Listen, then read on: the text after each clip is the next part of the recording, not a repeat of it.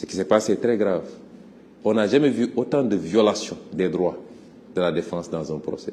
Comment peut-on admettre, alors que le droit, le code pénal et le code de procédure disent de manière très claire qu'on ne peut pas juger quelqu'un en matière criminelle sans l'assistance d'un avocat? Et hier, des juges ont soumis Mme Ndeye Khady Ndiaye en état de grossesse de 8 mois à une procédure que rien ne justifiait, un empressement que rien ne justifiait, toute une journée jusqu'à tard la nuit, sans qu'elle soit assistée par un avocat. Comment vouliez-vous qu'on fasse confiance à une justice qui fonctionne comme ça? Il n'y a pas de violation plus flagrante. Elle n'a pas eu droit à un avocat. Et le tribunal lui demandait de poser des questions aux témoins parce qu'elle était son propre avocat. À l'endroit de la communauté internationale, c'est ça la justice sénégalaise aujourd'hui sous Macky Sall. Et on nous dit de faire confiance à cette institution-là pour juger en son âme et conscience. Les violations, on ne peut même pas les énumérer. Elles sont énormes. On a voulu faire croire aux Sénégalais que j'aurais reçu une citation. C'est parfaitement faux. Jamais je n'ai reçu une citation. Le commissaire Mansali de Ziguinchor a délibérément menti, si c'est lui qui est l'auteur du PV, en disant qu'il m'a trouvé devant chez moi, en décrivant les murs de la maison, mais tout Ziguinchor connaît ma maison, et qu'il m'aurait remis une citation que j'ai refusé de prendre et que je n'ai pas signée.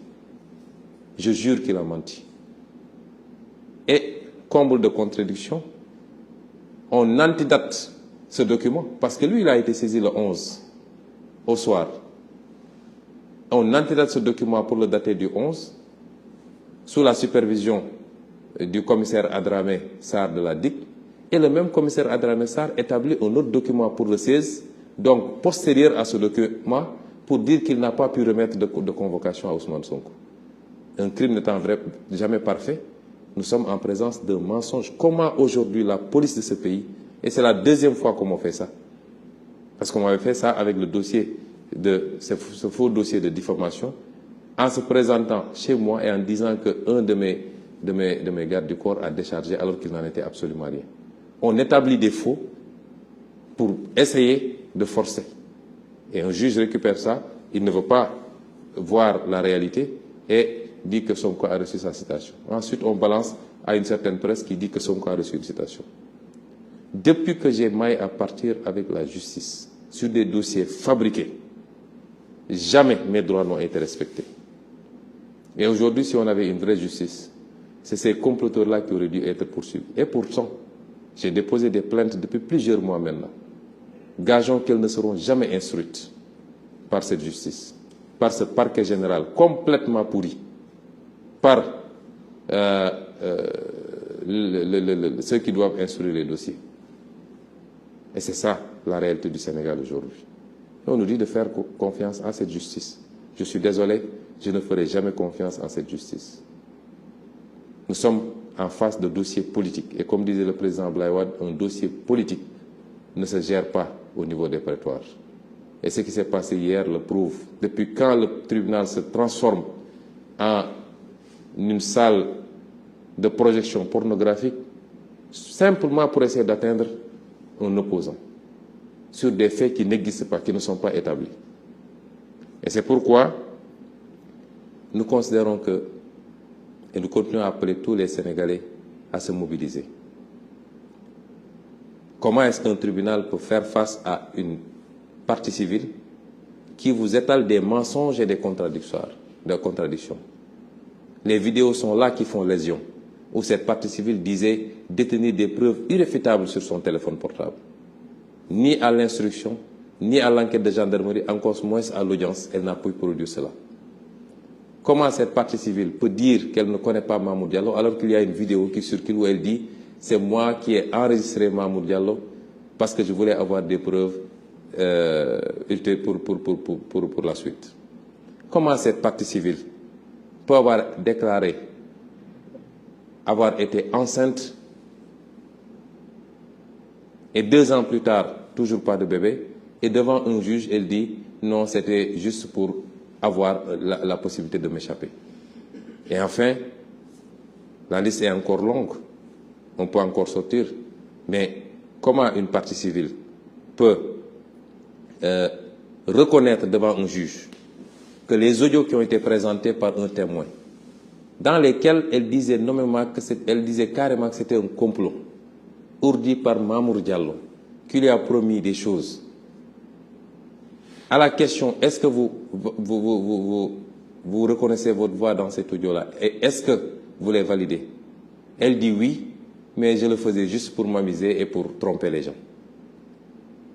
Quelle crédibilité peut-on accorder à une partie civile qui ment à tout le monde, qui a accusé tout le monde, y compris ses avocats, beaucoup de personnalités de la République?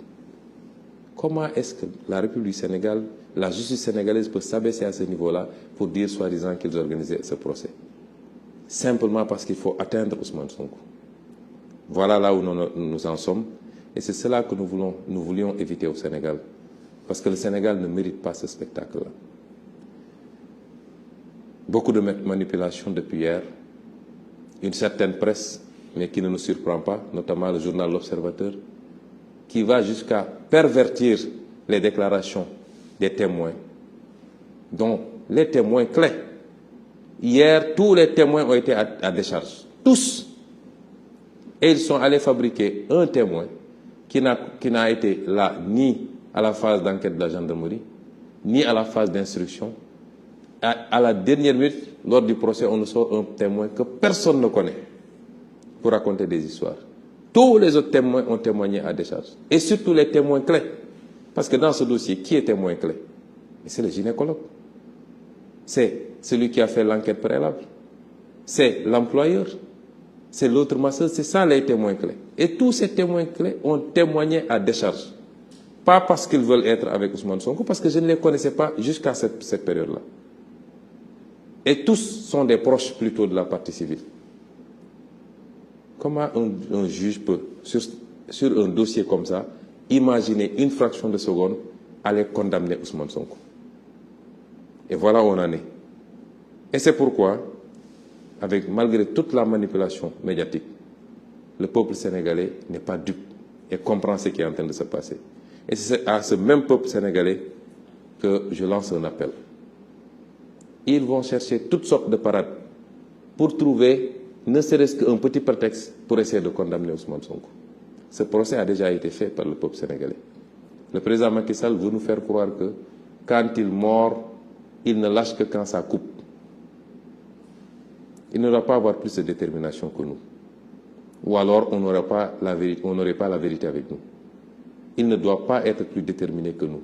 Ni lui, ni son groupe de comploteurs, encore moins sa succursale politique, qui passe tout son temps à insulter, du matin au soir, à essayer de dénigrer, de jeter l'opprobre sur les gens. Je l'avais dit, je maintiens mon gatsa, œil pour œil, dent pour dent, parce qu'ils ne sont pas plus nombreux que nous dans ce pays. Ils ne sont pas plus déterminés. Nous n'avons pas à fléchir devant Macky Sall, parce qu'il n'est pas dans le vrai. Et on lui a donné toutes les opportunités possibles pour comprendre que la voie qu'il s'est choisie est sans issue. Mais apparemment, il n'en fait qu'à sa tête. Parce qu'il croit qu'il a la police, la gendarmerie et quelques magistrats, il peut faire ce qu'il veut. Je vous ai toujours dit que je suis prêt au sacrifice ultime. Ce n'est pas pour autant qu'ils vont essayer de m'assassiner pour dire c'est lui qui avait dit qu'il serait. Donc il s'est tiré une balle. Non, je ne suis pas suicidaire. Je sais ce que ça veut dire dans ma religion. Mais je me battrai avec tous les moyens qui sont à ma disposition contre l'injustice. Et j'appelle tous les Sénégalais à se mobiliser à nos côtés. Parce que si Macky Sall arrive à ses fins avec Ousmane Sonko, mais rien ne le retiendra plus dans ce pays. Et vous le savez, ce sera la dictature totale.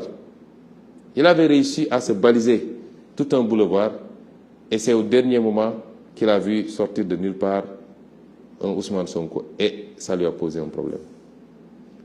Et donc, j'en appelle à tous les Sénégalais, la jeunesse particulièrement, parce que c'est votre victoire qu'on va vous voler. C'est la possibilité que vous avez, plus que toute autre génération antérieure, de prendre votre destin en main, de prendre votre pays en main et de prendre votre continent en main.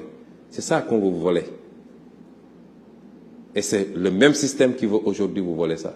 Et se perpétuer dans la corruption, dans le détournement de deniers publics, dans les choix non prioritaires, dans la compromission des intérêts nationaux. Est-ce que vous allez l'accepter?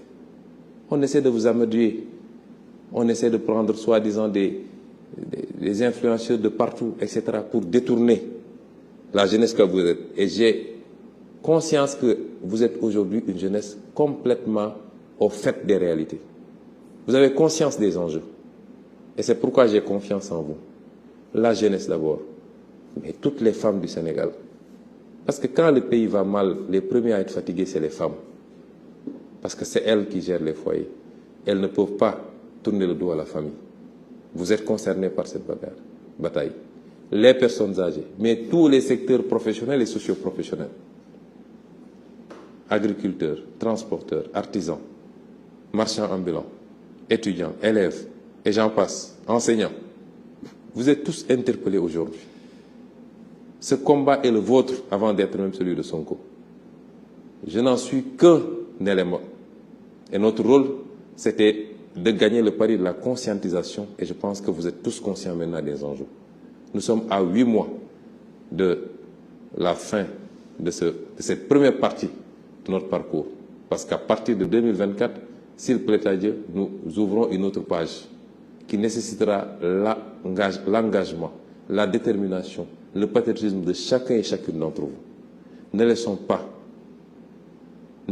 passer cette occasion, parce que nous le regretterions tous. Ne laissons pas passer cette occasion, quelquefois par,